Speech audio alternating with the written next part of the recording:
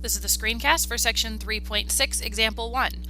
We're going to learn about compound interest. Compound interest is when the interest becomes part of the investment, so that basically you earn interest on top of interest. So for example, if you put $100 into an account and you're earning 5% interest, next year you'll have $105, 5% of that. That compound interest then means next year the following year you're not going to have $110. You're going to actually have 5% of the $105. So that would be, doing it on my calculator, 5%. So that'd be another $5.25. So you'd have $110.25. Then you'd have 5% more than that the next year. $115.76. So you get the idea. It's not $5 every year. It's interest built on what your current balance is, which is how bank accounts work, but they don't necessarily compound annually like this example. We'll talk more about what banks do in a second. In a couple examples, actually. So example 1, compounding annually. Suppose Quan Lee invests $500 at 7% interest compounded annually.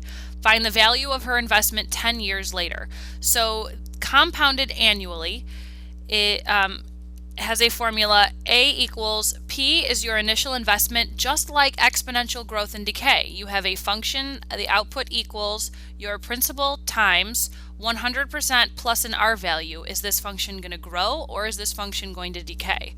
So it's going to be, in this case, we have $500 and then she's going to earn 7%. So it's going to be 1 plus 0.07 to the n, and that's going to be her number of years. Specifically, we want to know that she invests, how much her investment is 10 years later. So we're going to plug in 10 for n.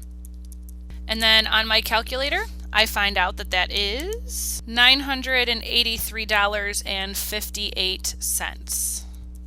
So almost doubled in 10 years. Not bad. Now try problem number 1. Also deals with annually compounded interest. The p-value is 1,500. So there are $1,500 initially invested. The R rate is again 7%. Thank you for making life interesting, textbook.